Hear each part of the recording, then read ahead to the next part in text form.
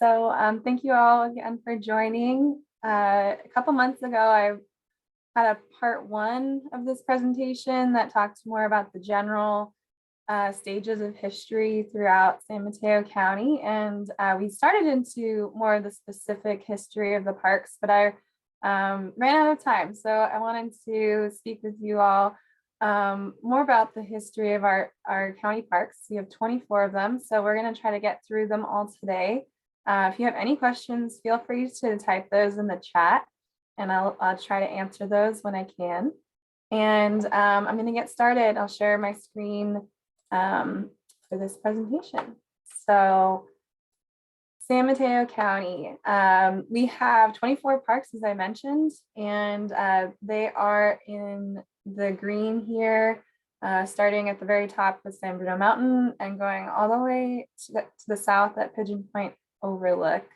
Our biggest park is Pescadero Creek County Park right here in the south part of the county, and our smallest park is Friendship Park right here in North Fair Oaks. So we're gonna travel through all these different parks and kind of learn a little bit more about the history today. Our first county park is Memorial County Park. And back in the 1920s, Roy Cloud Jr. was the superintendent of schools for San Mateo County. He made annual visits to each of the county's public schools. And in 1923, he paid a visit to the one-room Wur School in what is now Lomamar. And this is a picture of that Wur School up on the upper left.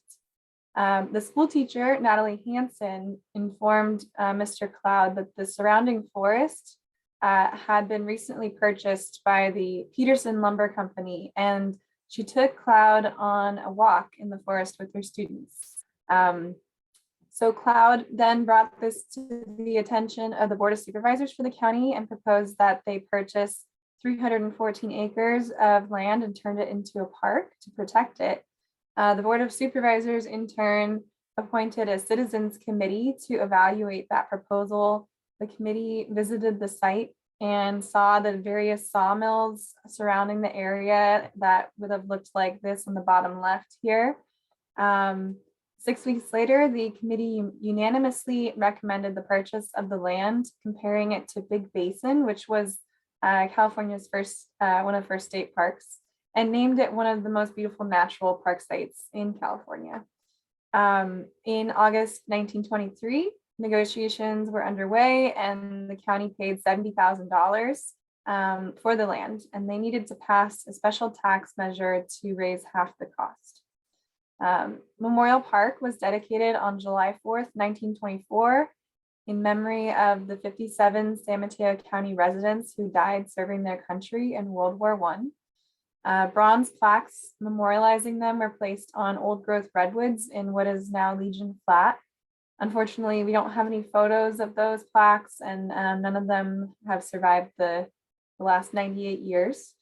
We will be having a 100th anniversary of Memorial Park in 2 years. So we're really excited about that.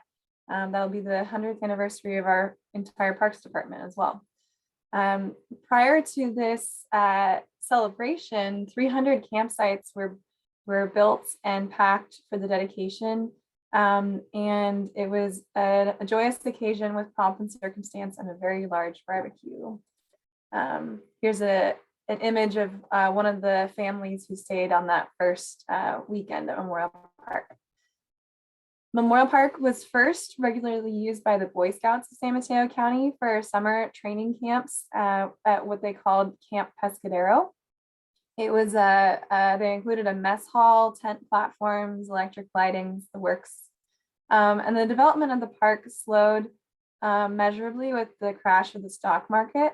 And it wasn't until the Works Progress Administration, the WPA, was formed in 1935 that the parks began to see progress in that area again. The WPA was a relief agency formed by FDR, providing $11 billion nationally for public works projects. And the WPA camp was established in Memorial Park, and they created a mess hall, a hospital, maintenance shops, and the crews used the fallen redwoods on site to create shingles, shakes, benches, trails, bridges, and etc. using primitive tools and methods. They established water and sewage lines, designated picnic areas and campsites. And there was also a secret camp at Memorial Park for runaway girls who had been forced out of their homes by the hard times. And these women helped the WPA camp with cooking and washing. And in 1937, when the WPA workers had finished, the basic structure of the park had been completed. And you can see on the bottom left here a couple of WPA workers creating slabs of wood out of the fallen redwoods. You have a couple images of the Boy Scouts recreating at the park as well with the Boy Scout band. And then on the bottom right is a picture of the Boy Scouts learning how to swim in Pescadero Creek. Today, Memorial Park is currently undergoing a much needed facelift with all of our restroom structures being replaced with these newer restrooms here. We have new campsite benches, bench boards, and fire pits, and repaved the entire park last year, which is so much nicer than it's been in the last couple decades. Memorial Park is currently a popular destination for camping, picnicking, and hiking. And it has been a camping location for generations of families. The towering redwoods have watched all of this take place, and we at our department are grateful for the foresight and efforts of Natalie Hansen and Roy Cloud Jr. almost 100 years ago. And during the summer, the campers are able to join in some fun activities like movie nights in the bottom right corner in our amphitheater, as well as arts and craft programs. As you can see, this nature puppet made in the bottom middle. So we're looking forward to getting those activities started next weekend, Memorial Day weekend at Memorial Park. Our next park that we're going to focus on is Flood Park. Flood Park is located in Menlo Park and is designated as part of the estate of James C. Flood.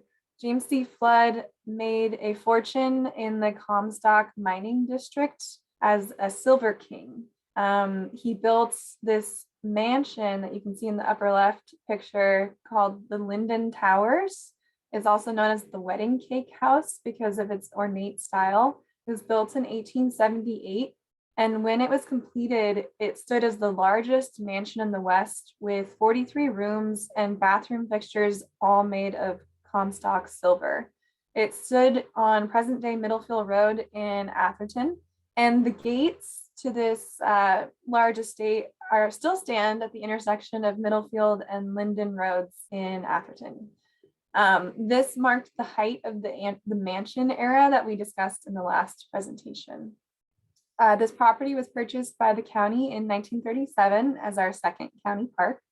The WPA projects that I mentioned previously helped develop this park as well over the course of a year, from a giant grain field with some oak trees to a ranch style reminiscent of early California.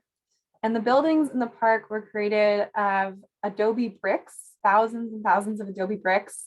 They were made using this process that you can see in the right hand side of the picture. They made wood frames and poured this mixture of dirt, clay, straw, sand, and butamols into the frame. And they waited a couple hours, removed the frame, and let the brick cook in the sun for about a week. The excavation for where they removed all the dirt for the bricks became the swimming pool. Over 60,000 people enjoyed the pool each summer, up to 200 people at a time. And you can see a picture of that famous pool in the bottom left corner. Flood Park was a destination for people all over the peninsula. It was built in the 1930s and ultimately removed in the 1970s. I'm not sure why, but probably wasn't up to the current standards of the day. So that's something that a lot of people have commented on in the past, that they actually stayed in or were able to swim in that pool. In the 1980s, Flood Park underwent an $800,000 renovation to make it more accessible for persons with physical disabilities due to the efforts of Phyllis Kingeni. She was a local resident who was diagnosed with Hodgkin's disease and was confined to a wheelchair or motorized scooter. And her efforts made that possible. Flood Park has also been known for its baseball field that was used by the Menlo Atherton High School teams for practice for a while. And Flood Park is undergoing a extensive planning process right now to revitalize the park once again and make it a destination location for both recreational and gathering facilities. There's lots more information on our website, but this is a conceptual design of what it could look like right now, with the addition of a couple sports fields and other recreational facilities, and potentially some spaces for maybe even a farmer's market or other things like that. So we're in the process of getting more feedback about this plan, and hopefully we'll move forward with this in the next couple of years.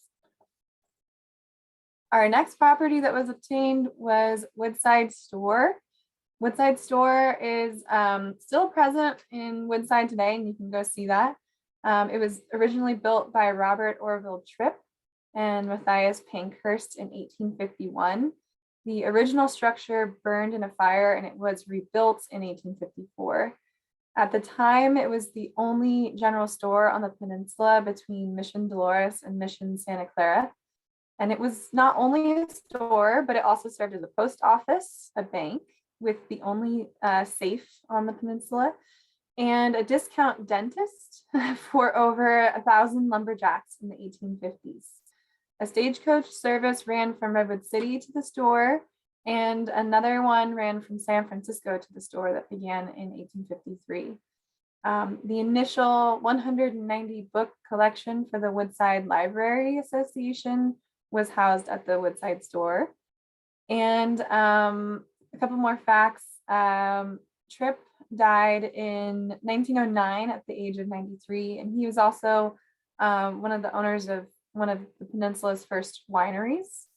The Woodside Store was purchased by the county in 1940 and was restored in the 1980s. And it's currently used by the San Mateo County Historical Association, who runs programs out of the museum in the store for students and visitors. And it's open, I believe, most weekends. So if you want to go visit it, you can check out our website or the San Mateo County Historical Association for more details. And you can go inside and see some of the goods that would have been sold, or some of the different, I think there's still like the dentist chair and things like that in there that you can check out.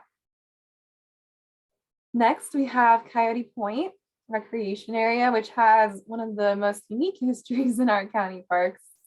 It was originally a rocky knoll island that was separated from the mainland by a marsh that was drained and filled to create pasture land. And this was part of the Rancho San Mateo, when we discussed last time that during the Mexican era of California history, the land was divided into rancheros. And so this was the San Mateo Rancho.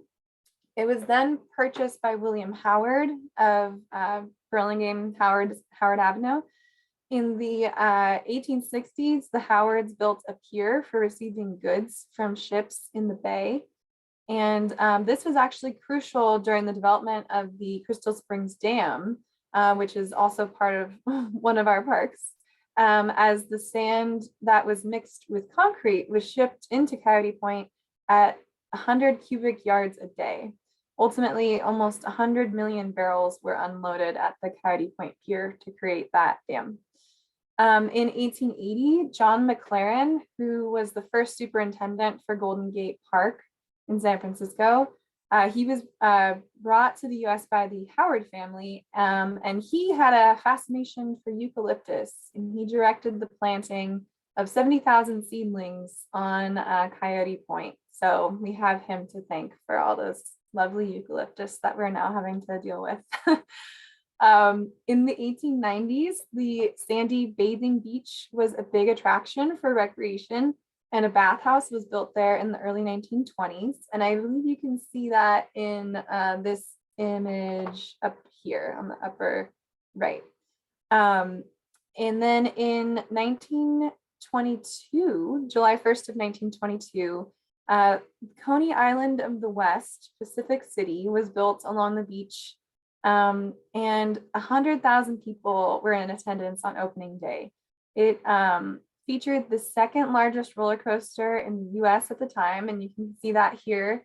Kind of looks like the one that's currently at this at the Santa Cruz Beach Boardwalk. There was a ferry boat steamer that took off from the pier, and you can kind of see a glimpse of that in this little corner shot here. There was a dance pavilion, which I believe is what this building was here. And it had many different food concessionaires. There were over 1 million visitors its first year, but there were a combination of factors that led to its demise. There was a fire that burned part of the complex. The cool, windy weather of 1923 really deterred a lot of visitors. And then fortunately, also the smell of nearby Burlingame's sewer system stench caused the enterprise to go bankrupt. So unfortunately, this amazing theme park is no longer present at Coyote Point. But that's not all. We have a lot more history there as well. In 1940, San Mateo County purchased the property in hopes of turning it into a park. But then in 1942, 26 acres of Coyote Point were used as a merchant marine academy, only one of two in the nation, the other one being in Mississippi. They built classrooms, a machine shop, gymnasium, infirmary, dock, barracks for a 336 cadet midshipman academy in just 65 days. By 1944, over 4,000 men had successfully completed courses at this academy. And unfortunately, the school closed in 1947 due to budget cuts. Here's a picture of the midshipmen jumping off of a pier into the water, I guess practicing some drills. Here's an overview look of Coyote Point, I believe dated back to the either the next period of its history or the academy as well. In 1922, the San Mateo Junior College was founded as an alternative to expensive four-year local universities of UC Berkeley and Stanford. And CSM has had 5 campuses over its time, and including Coyote Point from 1947, when the Merchant Marine Academy closed, to 1963, when it moved to its current location up atop San Mateo, the highest point. To the chagrin of the Parks Department, in 1947, school officials decided that they could easily convert the abandoned Merchant Marine Academy into a college. And efforts were made to try to make the junior college permanent at Coyote Point, but the Parks Department fought against this and has it now as a park in our system. And you can see the entrance to the junior college right here in the bottom left. Curiosity, which was formerly known as the Coyote Point Museum for Environmental Education, began as a World War II Quonset hut in 1954. And you can see an image of that, what a Quonset hut looks like here. It was moved and expanded to the facilities that are present today in 1981 and is now renamed and operated as Curiosity. The rifle range that's present at Coyote Point was built in 1961 and is now managed by the Sheriff's Department and was just recently renovated as well in the last couple of years. Today, Coyote Point is one of our most popular parks with tons of picnic areas and playgrounds, and the Environmental Education Museum Curiosity present. And our newly completed Eastern Promenade project will be opening this Friday, May 20th, with new facilities and beach access to the bay. And this is something that will be more resistant to sea level rise due to climate change. So this is something that we've been working on for the last couple of years. And so there's some images here on the right-hand side of the screen. So if you're interested in coming out and joining us this Friday, it'll be at 3 o'clock. All right. Next, and connected to Coyote Point, is the Coyote Point Marina. And the Coyote Point Yacht Club was established in 1941. The most recent clubhouse that you can find at our park was built in 1968.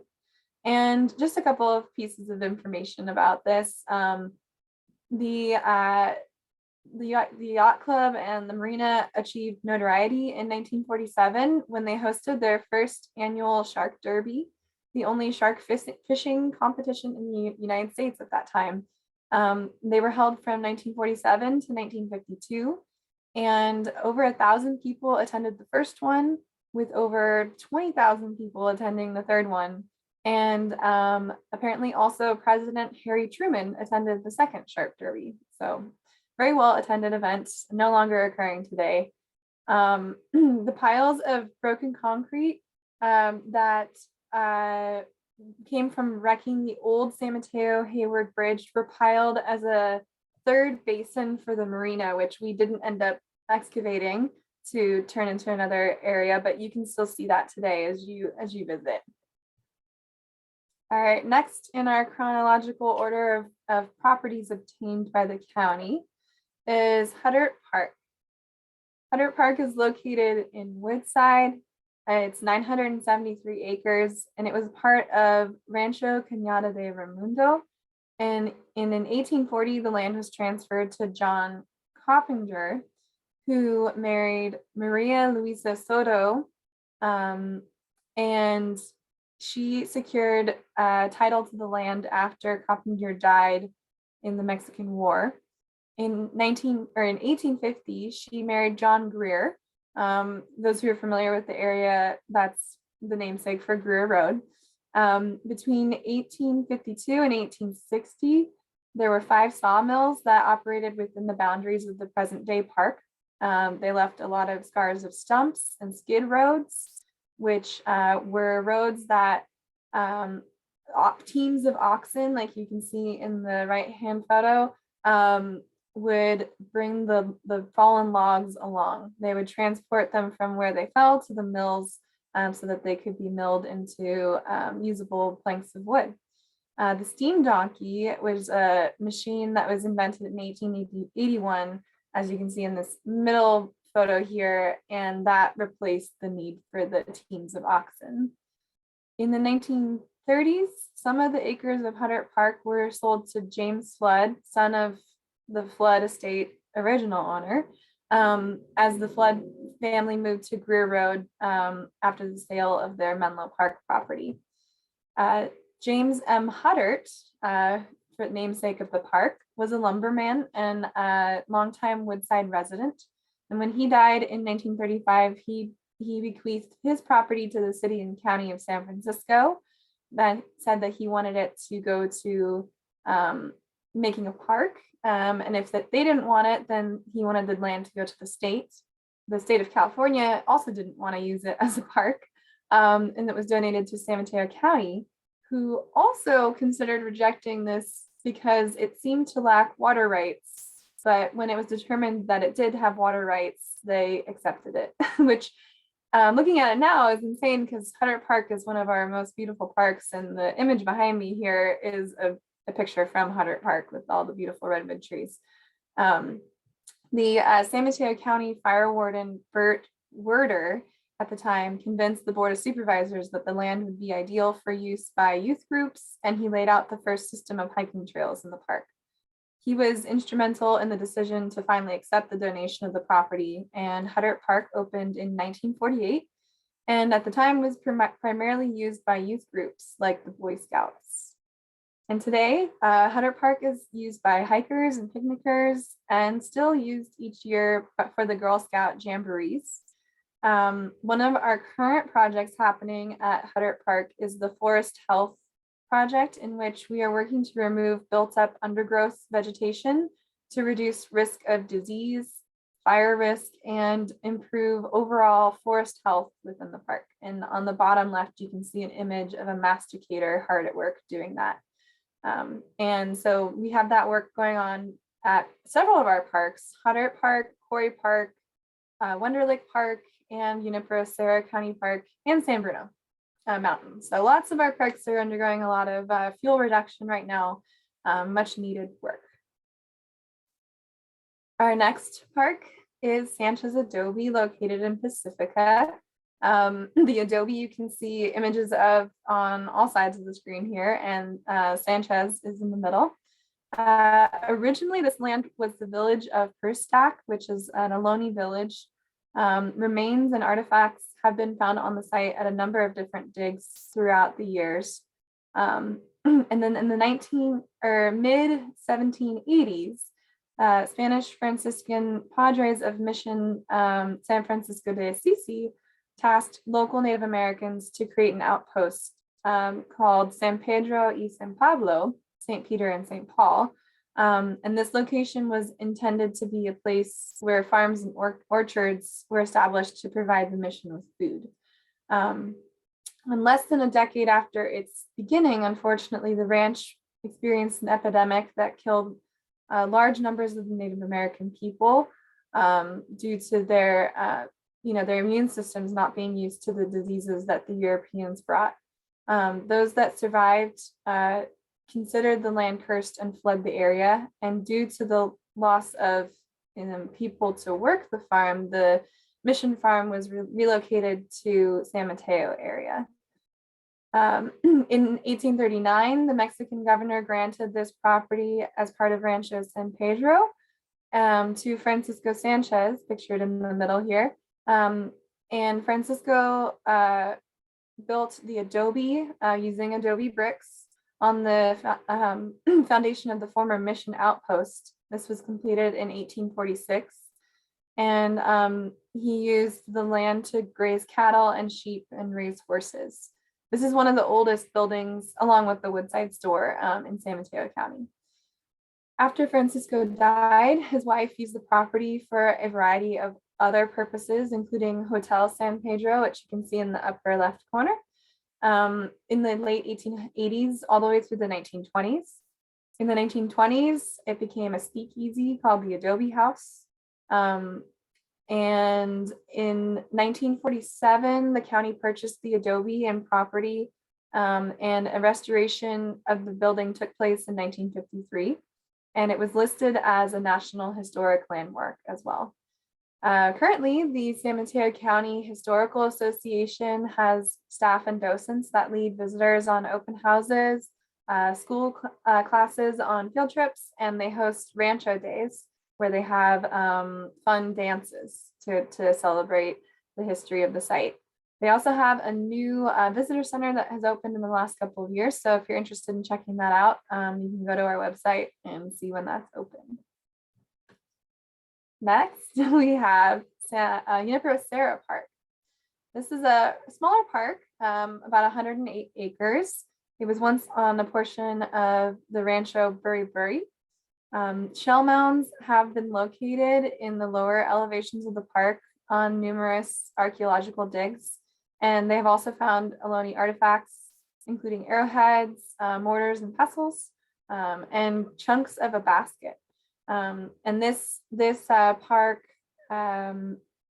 it has a lot of different habitats in it, but it also was owned by, after the Rancho period, a Comstock silver mining millionaire, Darius Ogden Mills.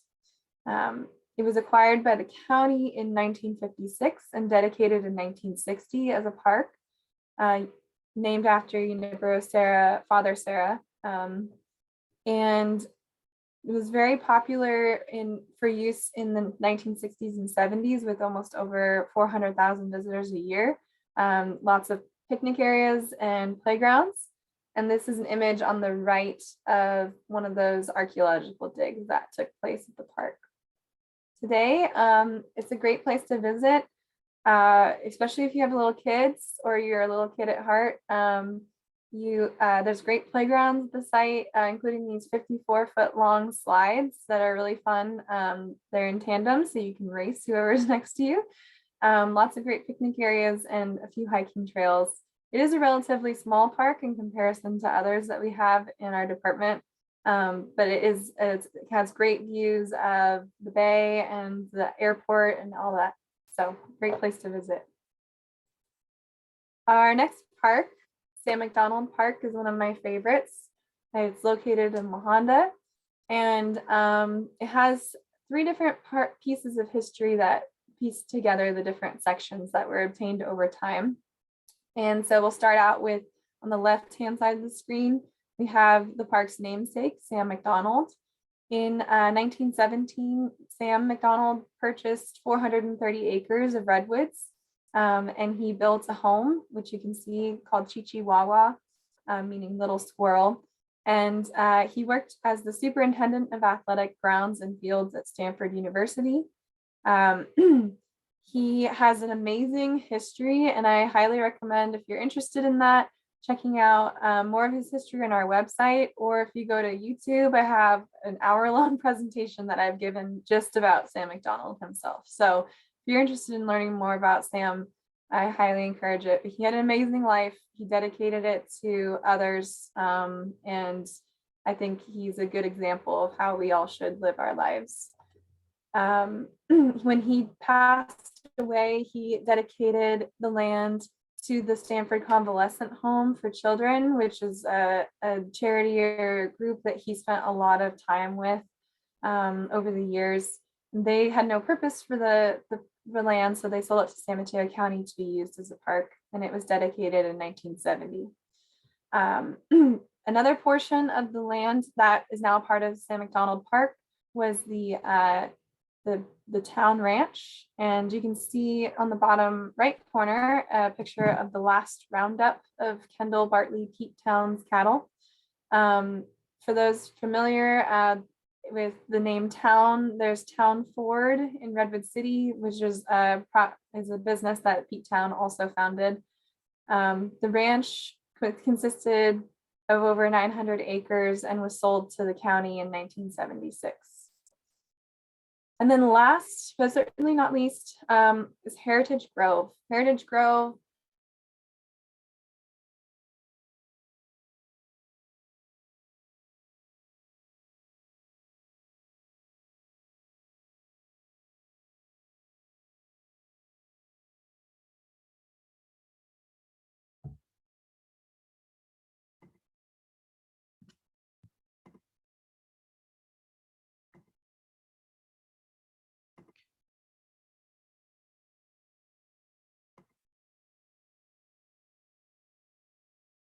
Catherine, can anybody hear Catherine? No. No, I think she's frozen. Yeah, okay. Yeah, I think she's frozen. I think she'll come back on. Sorry about that.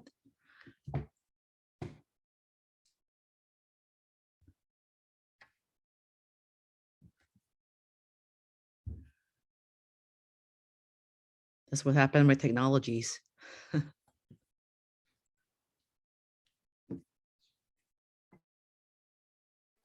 Sorry about that.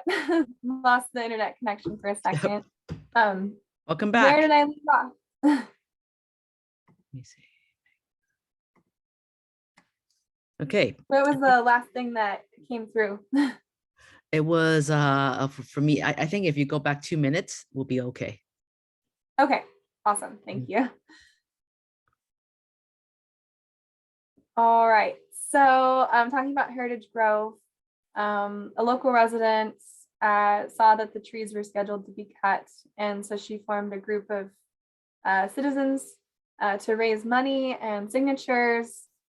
She brought it forth to the Board of Supervisors in 1974, and they agreed to put up the remainder of money needed to purchase the land and save the trees. So this area here was dedicated in October of 1975, and this plaque is still present on the site. You can find it today, but it's a gorgeous place, and it's one of the last few remaining old growth stands that were saved in San Mateo County. So amazing place to check out. Here are just some images of Sam Mcdonald Park today. The Jack Brook Horse Camp is on the Pete Town part of the property. Beautiful place to stay if you have horses. If not, you can just check it out when you're hiking through. The Sierra Club Hikers Hut is this building right here, and you can reserve time to stay there if you want on their website. You just gotta search Sierra Club Hikers Hut, Sam Mcdonald. And then just the forest itself is just luscious and beautiful, and you're walking among trees that have been there for thousands of years. So one of my favorite places. Next, we have the adjacent property, Pescadero Creek County Park. Part of the Pete Town property became part of this park. Logging took place in this valley since the 1850s and was one of the most extensive logging operations occurring between the 1920s and 1950s, with extensive clear cutting in different parts. This photo was taken in 1936 overlooking the Pescadero Creek watershed. It's just one of my favorite views. In 1968, the county acquired almost 5,000 acres of land, but the acquisition only included trees under 24 inches in diameter. It's a very interesting agreement there. The Santa Cruz Lumber Company retained the rights to the larger specimens and continued to log. And so what was interesting is over the series of time, the county eventually purchased the other trees to save some of those other ones that they hadn't been able to acquire in that first land acquisition. The county's initial intent for the land was to actually build a 400-foot high dam to create a massive reservoir. It was predicted to be 7 miles long and 2 miles wide and 70 feet deep. This was to provide flood protection and a continual supply of water for coastside residents and farmers. The lake would have also been for recreational purposes like boating. They also predicted with that water supply that this would have caused the town of Pescadero to boom to a city of 70,000. Pescadero, if you're not familiar, has less than 700 people population, so that's insane. The Board of Supervisors nixed this plan, saying that the coastside wasn't ready for that kind of development and that it was environmentally irresponsible as well. And it would also knock out parts of the already established Portola State Park. So that plan did not go forth. In 1971, the county, as I mentioned, began buying up as many trees as possible over 24 inches in diameter, but they couldn't buy them all.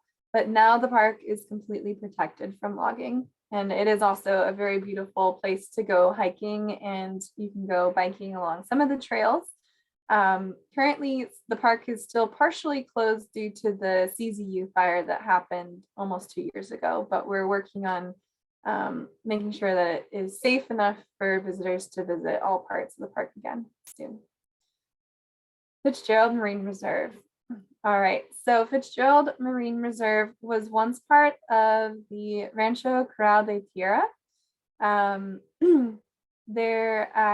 There was also evidence of shell mounds on the site, as well as artifacts that date back to, I believe, 10,000 years that were found for the Ohlone peoples at Fitzgerald Marine Reserve.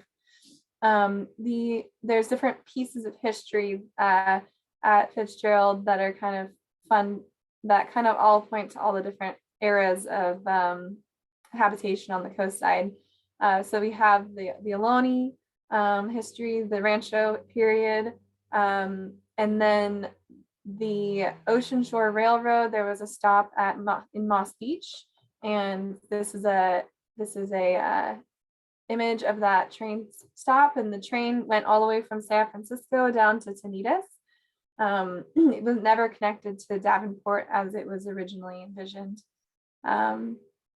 There is currently a flagpole, as we name it. It's a cement structure that you can see out at Fitzgerald Marine Reserve that was built during World War II, and it was they used to use it as a flagpole where they would put a flag on top of it to signify when they were going to be doing target practice. And the targets that they were shooting at were these planes that were flying by, piloted by women.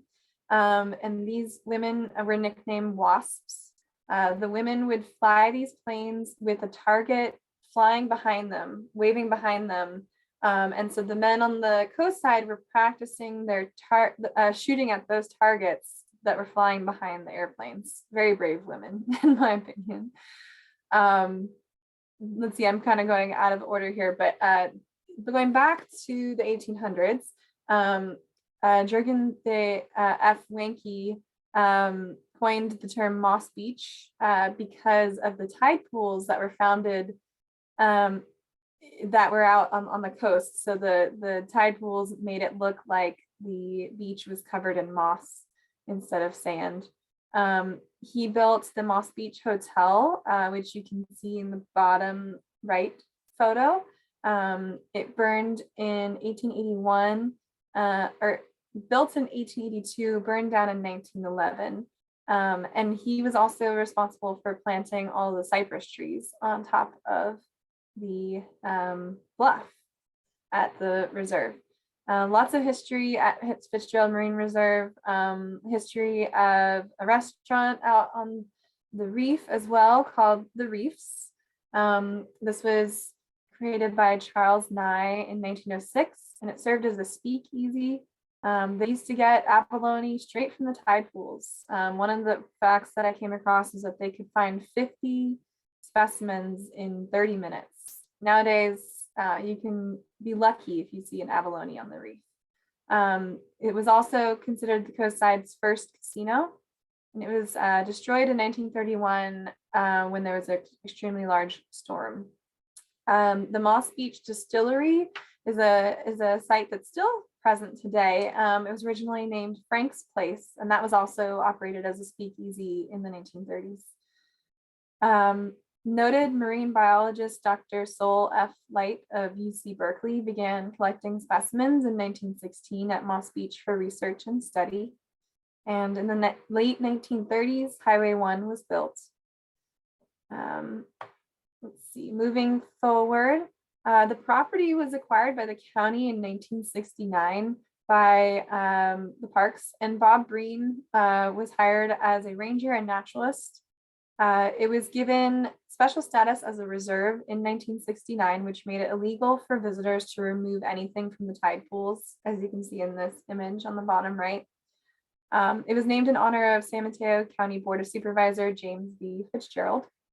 And the Friends of Fitzgerald Marine Reserve were formerly known as the Seashore Docents, and they were formed that year as well in 1969. Over the years, Bob Breen had an amazing role in protecting this place, and it culminated in 2008 when the reserve was designated as a marine protected area with the highest levels of protections for sea life. And today, lots of kids get to go out on field trips to explore the tide pools, as well as anyone who comes out to the reserve. So if you are interested in going tide pooling, I'd highly recommend checking out our website and checking out a tide chart to make sure you're going out at the right time of day, according to the tides. And then if you're going out to the reserve anytime, you can walk through the haunting cypress forest that you can still see here today, planted over 100 years ago at the reserve.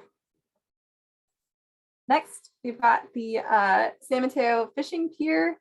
It was a 4,000 foot section of the original 1929 span of the San Mateo Hayward Bridge that was replaced in 1962. It was operated as a fishing pier since its purchase in 1969, but then closed in 1996 due to structural concerns. And it's still present today, but it's still closed because it is dangerous. I've been out there just out of curiosity through the Parks Department, and there's large sections that are crumbling away. So definitely not safe for general public use. All right, San Pedro Valley Park in Pacifica, just right up the street from Sanchez Adobe, is made of up to 1,100 acres. We acquired it in the 1970s, and it was one of the camp locations for the Portola expedition in over 250 years ago. It was part of the Rancho San Pedro that I mentioned earlier that also Sanchez Adobe was a part of. The Weiler Ranch, which we have a Weiler Ranch Road named after that, was some of the last land that was farmed in that valley, growing artichokes and had a small fruit orchard. There was there was also in the 1950s and 1960s, there were 2 trout farms that were operated by the Gay family, and it was known where locals could come to fish. And you can see an image of the family's daughter with the fish that she caught in one of the farms. These trout farms were destroyed when a giant flood came through due to lots of rain in 1962. The county then built the park's visitor center and parking lots on part of the old trout farm, and the Gays' house was converted into a ranger's residence.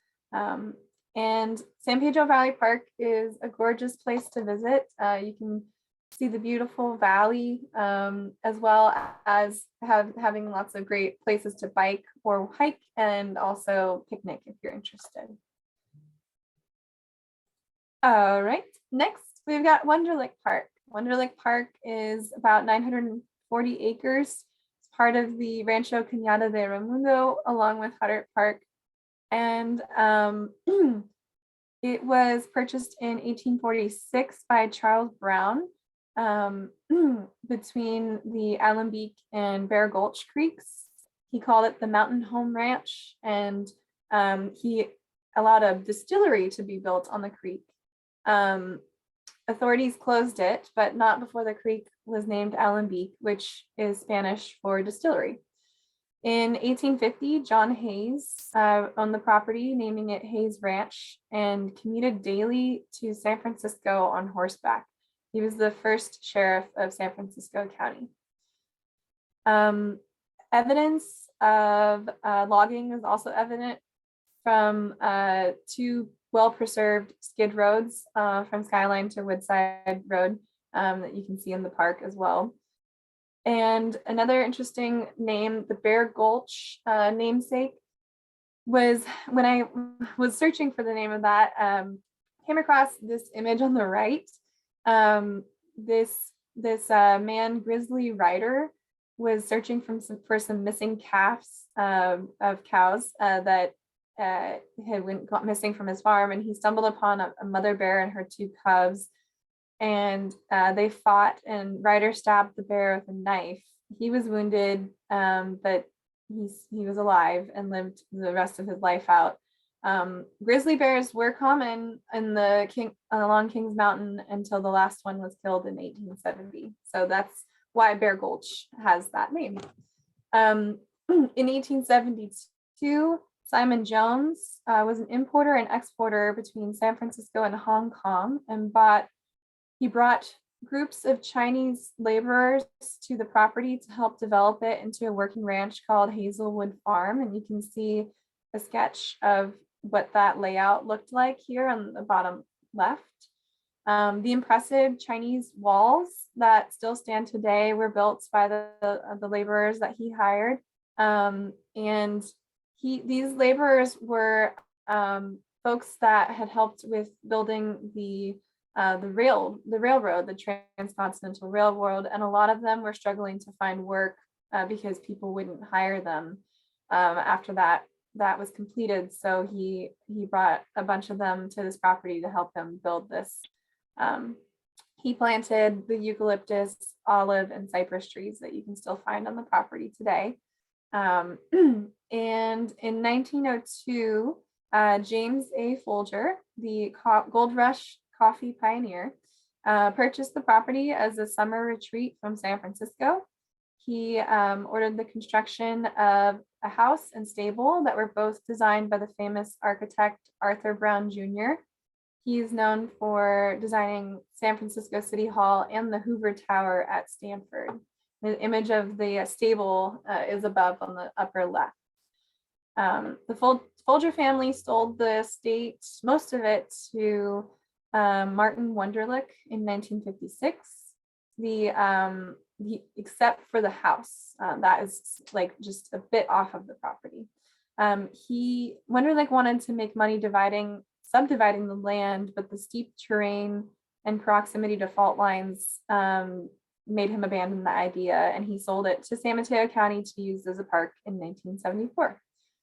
So since then, the Folger stable and other buildings on the property have been restored to their former glory, and you can visit the park and the stable, and if you have a horse, you can board it there, as well as if you're interested in horseback riding, there is a group that operates out of the park where you can take horseback riding rides throughout the park as well. So take us up on that. That'll be a fun thing to do.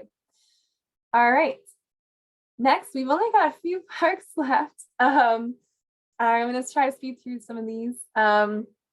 This is our southernmost park. It's really just a pull out along Highway 1 at Pigeon Point, but you can see the Pigeon Point Lighthouse right here. But until the 1970s, San Mateo County Parks actually managed 9 coastal beaches from Thornton in Daly City south to Bean Hollow, south of Halfton Bay. They were turned over to the state parks to manage ultimately. Next, we've got Sawyer Camp Trail. Sawyer Camp Trail was named by Leander Sawyer, who bought the land in about 1853. He had a camp where he kept an inn, and he dispensed food to picnickers and served as lodging for people traveling through the area, as well as stagecoach lines would stop by there to get food and whatnot. He also grazed cattle in the area and other. There was a stagecoach line that went from San Francisco to Half Moon Bay that crossed the Sawyer Camp area. It was later used as the main highway between San Francisco and Half Moon Bay, then called San Andreas Valley Road, and you can see an image on the bottom left of folks on a Sunday drive. Then along the trail is the Jepson Laurel, which you can see in the image on the right, which is one of the oldest bay laurel trees in California. It's approximately 600 years old, and it was named in 1923 to honor the noted California botanist Willis Lynn Jepson, who created the Jepson Manual, which is still used today to identify plant species using a dichotomous key. In the 1970s, the trail was threatened with being absorbed into the creation of Highway 280. There was a battle to save it and change it from an unpaved county road into a trail. It is one of our most frequented parks. It has over 1 million visitors each, or over 500,000 visitors each year. Mostly people biking, running, hiking, roller skating, whatever, and recreating along this six-mile section of trail. Next, we have San Bruno Mountain. San Bruno Mountain had a lot of history with the Ohlone people, with evidence of Ohlone people on the mountain as well. And it was part of Rancho Buri Buri and used for grazing and cattle and sheep in the mid 1800s.